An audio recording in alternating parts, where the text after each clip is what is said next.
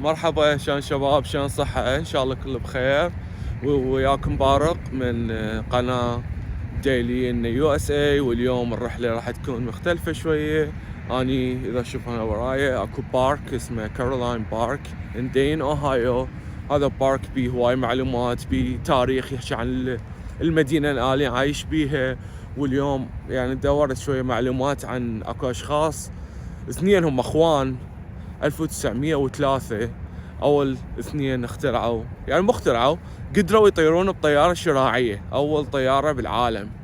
هم اثنين اخوان هنا بالمدينة مالتي مدفونين وبيتهم ان شاء الله. هم اروح اذا اقدر اصور هناك. وهساني المتحف، يعني مو متحف، شلون متحف هذا هنا وراي، راح اشوفه بمعلومات عليهم. هاي الساعة وراي واشوفكم هناك. I don't know whether you're doing a video or not. This room is dedicated to the Wright brothers.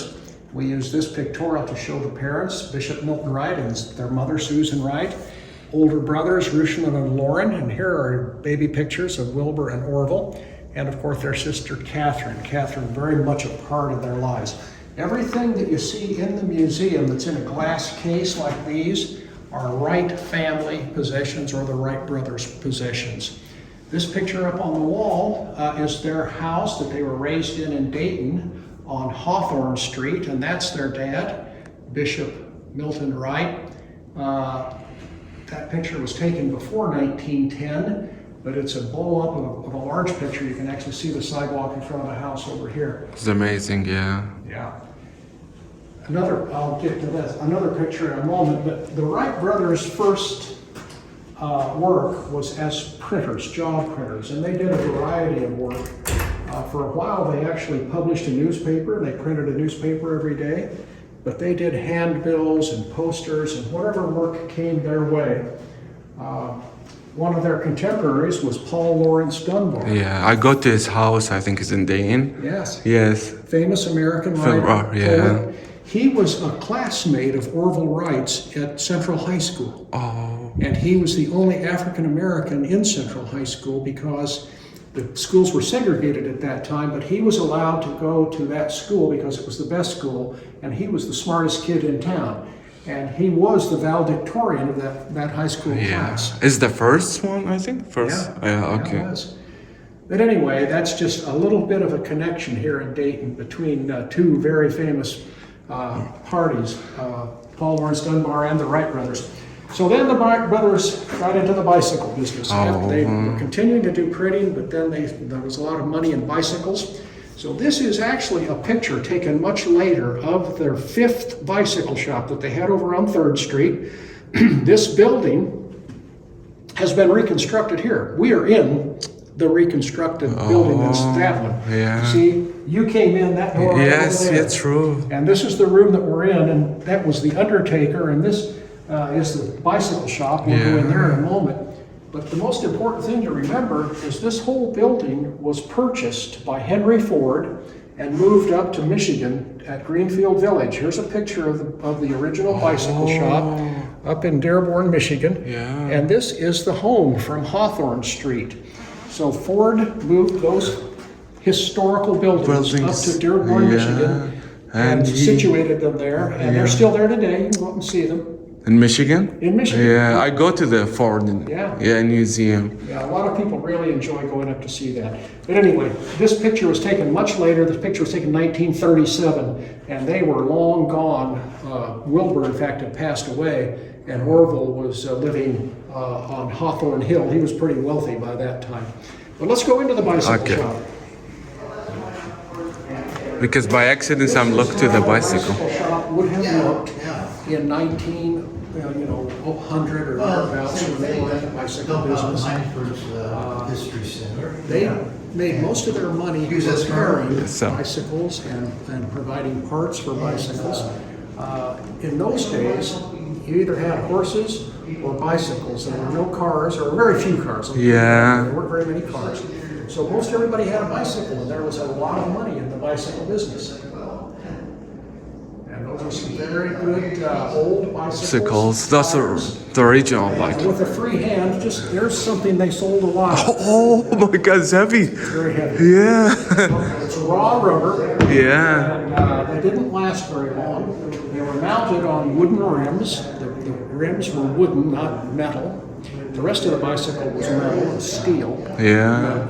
But the wheels. They fill it with water, you said? You fill it with what? They fill it with water? No, they were filled With air, huh? Okay, but why is it heavy like that? Well, they're heavy just because they wanted them to stand up to the punishment of riding across bricks and rocks. Oh. And there were no paved Because the streets. road in the old time is not right. smooth. So, Yeah. and plus there was no good technology for tires in those days. They didn't know how to incorporate fabric into the tires like we do today. Yeah. But anyway, this is Catherine right over here. She would have been in the bicycle shop every day to help the boys. She Customer answered- service? Yes, Yeah, customer okay. service. Yeah. She paid the bills, collected the money, went to the bank, did all the typing, answered the telephones, did everything that they did not want to do. She's a relative or just like she's work with them? Yes. She's a relative, like from family? Her sister, yeah. they're Oh, sisters. They're sisters. younger Okay. sister. Oh, And she was the okay. youngest in the family. Okay. Come back here and I'll show you one of their bicycles. Okay. They built about 200 of these bicycles. This is called the Van 200. Cleve model. Okay. There are only 5 of these left in the world. Just We have 5. 2 of them. The Air Force Museum has 1. I saw it. Yeah. Smithsonian Museum Yeah. has 1, and there's 1 in Europe. Okay. So the bicycle technology has not changed a lot. What Yeah. has changed is the materials. Today bicycles are made out of aluminum or composites, are very lightweight. This bicycle is much heavier, the tires are heavier, the frame is made of steel, it's heavier. But it's the same technology in terms of the shape of the frame, the sprockets, the wheels, the coaster brakes, the chain, everything. The only thing that's not updated or not up to date is, of course, the wheels, which are wooden. Different and very yeah. heavy rubber. Yeah. Okay. Let's go look at the shop. Here where they work. They did a lot of this kind of work, balancing the wheels, getting the wheels so that they turned properly, adjusting the spokes on the wheels. And remember, those were wooden rims, and they were very flimsy. Kind of Yes, true. compared to metal. Yeah. When they would build a frame, they would cut the pieces and get it all sized properly, and then they would send it down the street to be welded together.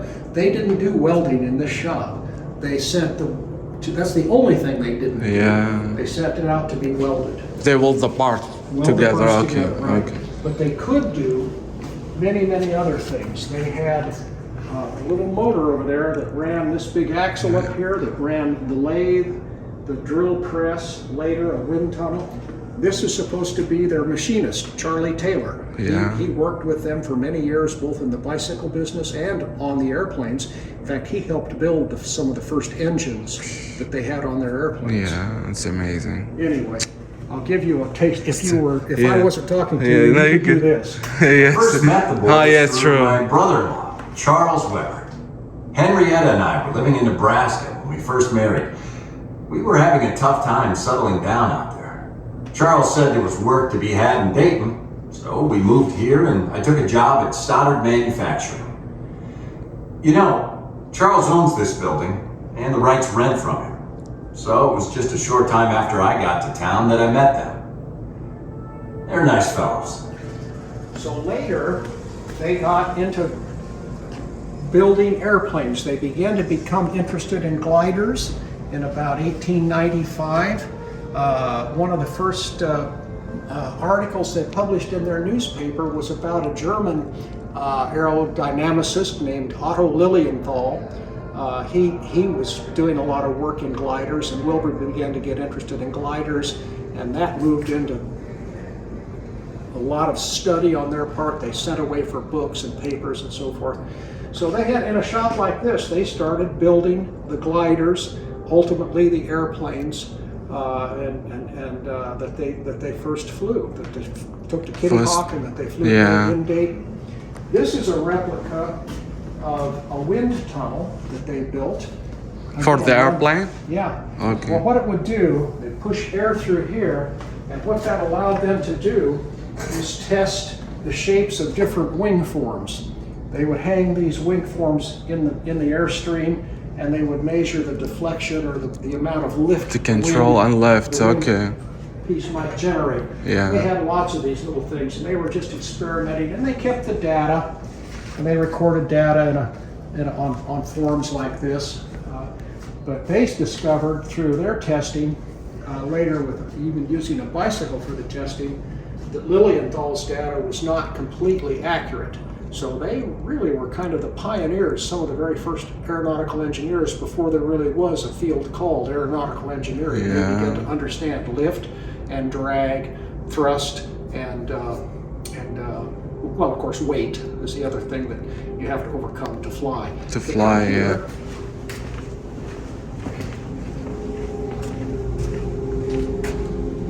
This is just a nice depiction of all 3,000, 4,000 years of people wanting to Yeah, all the time they try. Yeah. Yeah.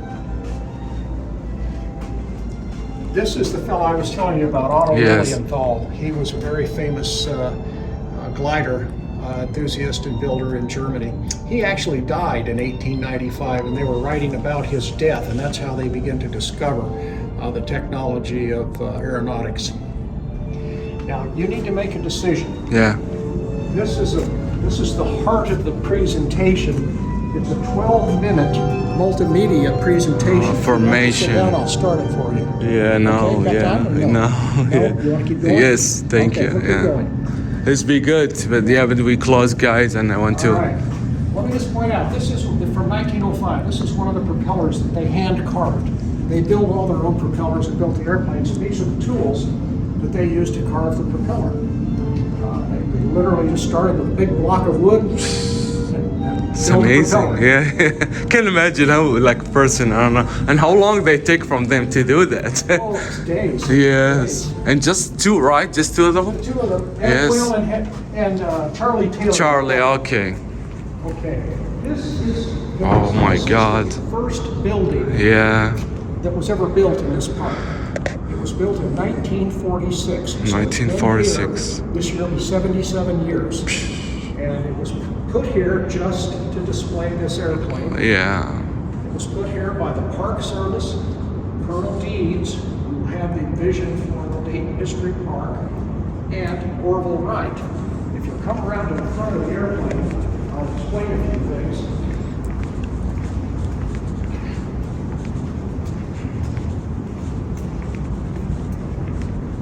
They built the building and then brought in all the parts for the airplane through those doors. And Orville and his crew assembled the airplane right where you see it. It's been sitting in that very same spot for 77 years. And like I said, it's the reason that we have Dayton History Park. Yeah. The most important thing, this is the third generation of their airplanes. The Wright one flyer they flew at Kitty Hawk the first fall, and it could fly straight ahead, and they actually literally could fly. Very important to get up into the air and fly straight ahead. They didn't go very far the first year, maybe several hundred feet. The very first flight was only 120 feet. I saw this video, it's amazing. So Yeah, just up and down. yes. And then the next summer, they had some better luck, but they also had a crash, the Wright 2 flyer. We don't have a Wright 2 flyer. Many of the pieces and parts from the Wright 2 turned into the Wright 3. The Wright 3 flyer was flown here in Dayton, out at Huffman Prairie, by Wright-Patterson Air Force Base. And that's where they really got to the point of being able to control an airplane. They could literally take off, fly around, circles, figure eights, come back and land in the same spot. Which year is that? More or less the same spot, yeah. Which year?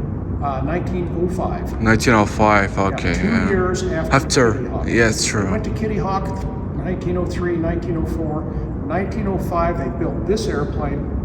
And if they were here today, they would tell you, they would call this an experimental airplane. It wasn't a production airplane. But this airplane really, really demonstrated the ability to control flight. And that was really what they were after. And at that point, nobody in the world could do what they did. No one, They didn't yeah. understand it. I'll Yes. explain briefly how the airplane flies. In his left hand there, he has a control stick, and it controls this apparatus, which is called the elevator. He pushes the stick forward, the airplane goes down. He pulls the stick back, the airplane goes up. And that's called pitch. Okay. Okay, pitch. In his right Hand, yeah. he's got a lever that moves left and right that controls the rudder in the rear of the airplane. The rudder controls yaw, that moves the nose and the tail in the horizontal plane. Yeah, those in the back there. Right. Yeah. To get the airplane to roll, Yeah. to do this, he's lying in a cradle. On each side of the cradle is a line. It goes out to a pulley and then up to the wingtip. Same thing on this side. Goes out to a little pulley. Yeah, and you go the to up. wingtip. Okay. So what he does is he moves his hip to the right. That pulls the cable on the left side tight. Yes. Pulls the left wingtip down, increases the lift on that wing by bending the wing, warping the wing a little. Yes, and yes, that causes yes. that wing to rise, and that's how you get roll. So if you use yaw and roll together, you can make a coordinated turn. Okay. And then pitch to go up and down. And Up that's and down. what they Do you know, that airplanes today are controlled the same way Same? with one exception. Yes. The elevator is in the tail of the airplane in later airplanes today. Yeah. They actually had it up front, but it's in the tail of any airplane after about 1910. Now, they had an engine that was painted black, but it was made of aluminum. They painted it black to make it look like it was steel or iron. All the hard parts of the airplane that connect the airplane together, all these silver parts, Yeah. are actually wood that they painted silver. Oh, I think it's like, Yeah, it's wood. They did everything they could to make the airplane as light as possible. They didn't to want fly, weight, yeah. because you had to lift the engine and you had to lift a man up. So it takes, there was probably enough lift in this airplane to take up more, but they didn't have that much power. This engine's pretty small. Yeah. And you Later work in engines- gas? Gas? You work in It's gas? gas engine. Okay. This is the gas tank, Yeah. only like 1 gallon. This is the radiator. Yeah. See the tubes going in and out, lines going in and out of the engine to cool the engine. And then, of course, the chains that drive the This is amazing design. propellers. Yeah. Yes, amazing. Well, not much has changed. Yeah. In the 12 years from 1905 to 1917, 12 years go by, and in World War I, you actually have Eddie Rickenbacker and Manfred von Richthofen, the Red Baron, Yes. chasing Yeah. each other around Yes. dogfights in Europe. Yeah. So in 12 years, the technology went way past Moved, what the Wright yeah. brothers had done, but their contribution was they did it first. Yeah, and They had control they have the flight idea how to make before them fly. anybody else Yes. was able to actually fly an Fly. airplane and control it. Yeah. If you come along, I'll show you another interesting thing in the next group. These are some of the parts that they brought in here that they didn't need. He had all kinds of things in the shop. They even went back to Kitty Hawk and found some of the parts that they used. And this shows The how, design. Yeah, how they drew up the airplane. They drew drawings of the airplanes that they built. They do all like that. engineering drawings. Yeah. They taught themselves how to do that. These are the specifications of the airplane down here. Yeah. 100 and total weight 710 pounds, engine 180 pounds, horsepower. Not very much, 16 to 25. horsepower. We got one more building to show you. There's Yes. a lot of interesting things there. Thank you.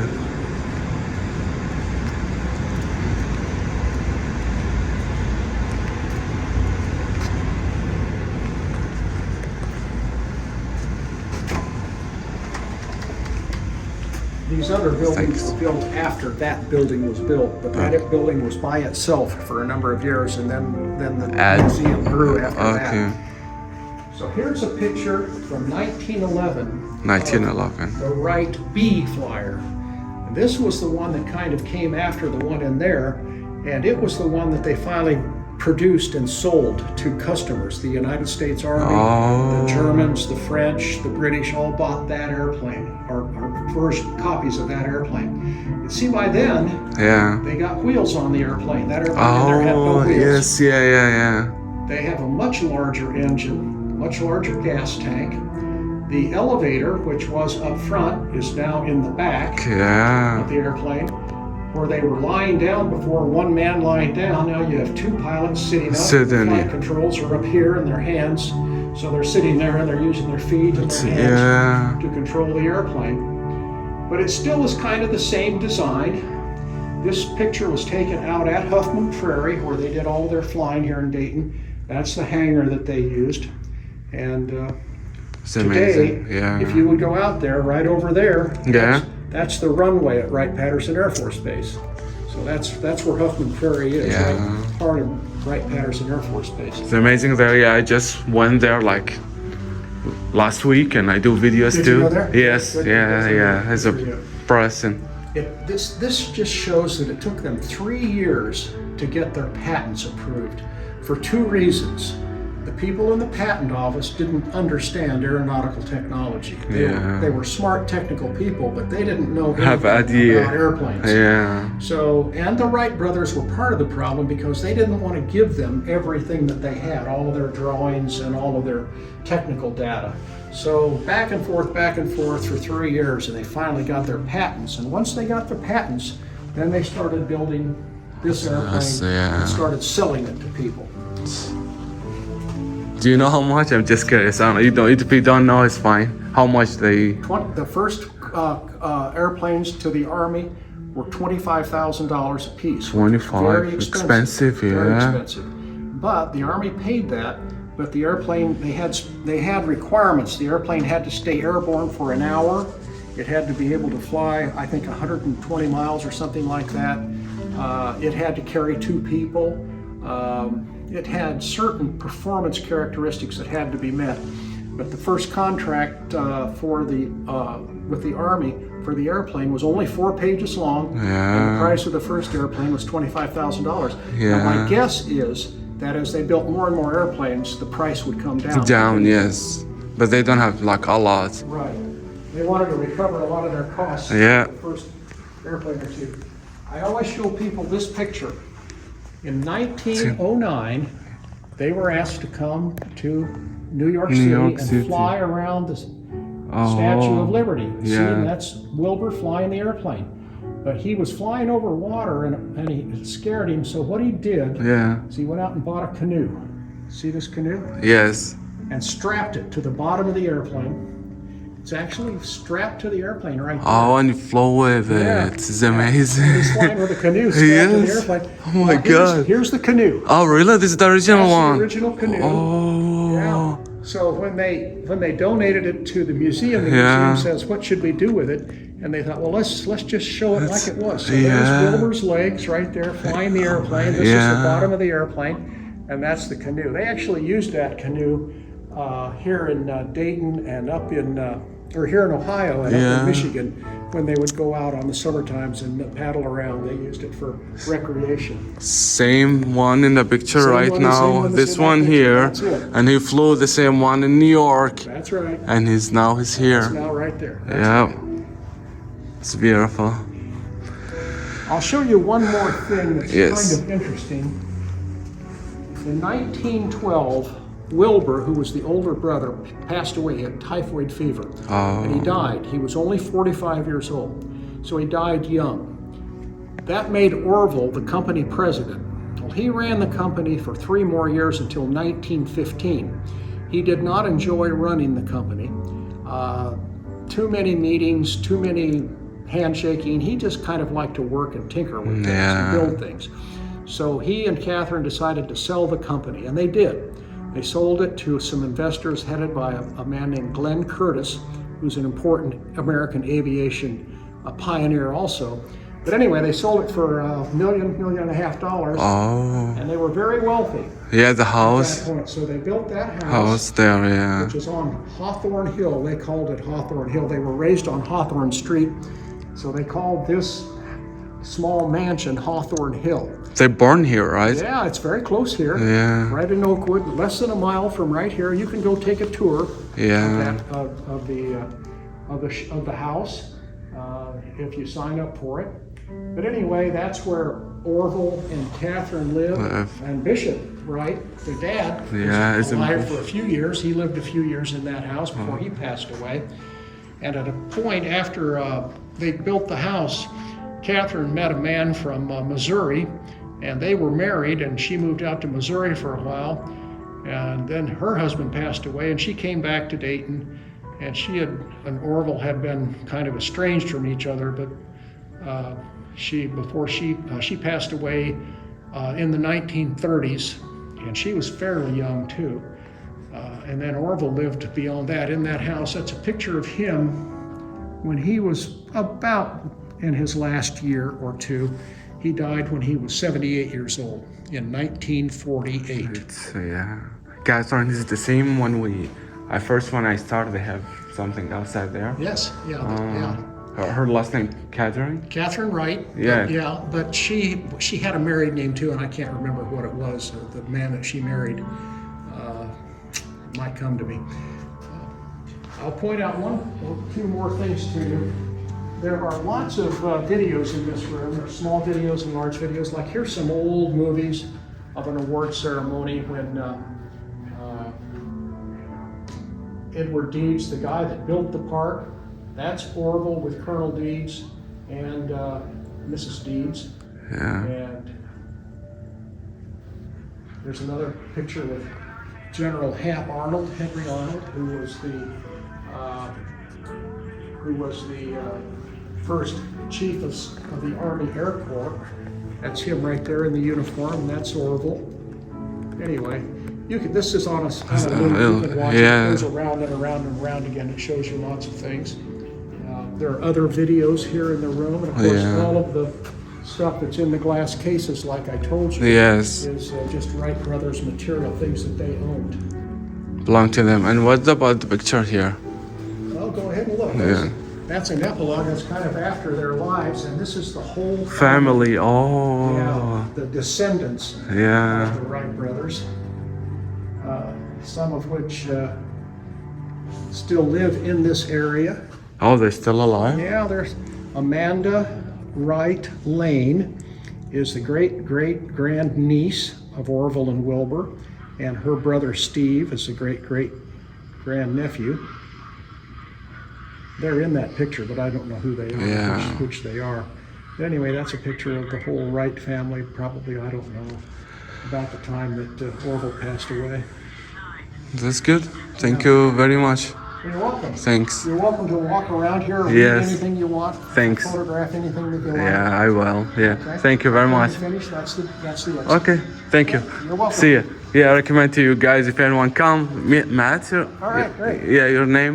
Smilt. Smell. Like, Milton Ross. Yes. I Okay. recommend guys come see him and say hi to him. Great. Thank you. See you. Have a good night. You too.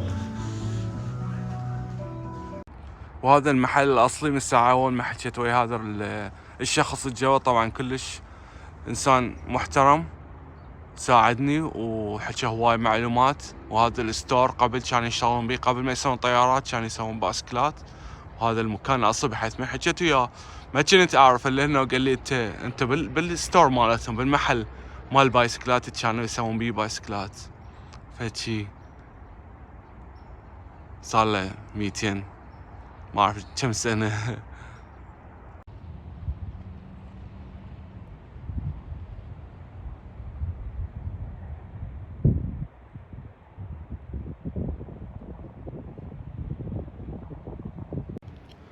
وهذا بيتهم مثل ما تشوفون رايت براذر. هذا قريب على البيت مالتي وكنت ما ادري الا شفته بالخارطة وطلع كلش قريب عليه حوالي 5 دقائق بعد عن بيتي. ايوه هذا هو البيت اللي عاشوا بيه هو وزوجته والاخوان اثنين. انه بعدين زوجته راحت على القصة اللي حكاها الرجال اللي حكانه وياه بالمتحف. اي جيت اشوفكم مكان قلعة.